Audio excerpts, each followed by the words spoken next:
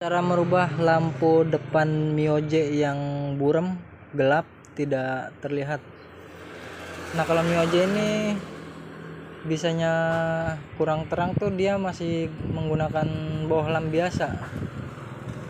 Seperti ini, kalau bohlam biasa tuh warnanya kuningnya gelap, kurang ya kayak lampu ayam. Gelap. Nah, jadi untuk mengatasinya kalian perlu siapkan ini nih, lampu LED Osram.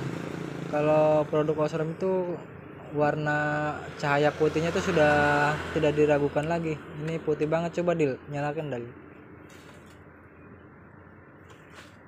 Oke, kita akan coba nyalakan dulu. Nah, tuh, keren guys, warna putihnya sangat terang. Dan harganya juga sangat terjangkau. Nanti kalian bisa cek saja di toko Akilasi ini, tinggal diklik saja. Oke.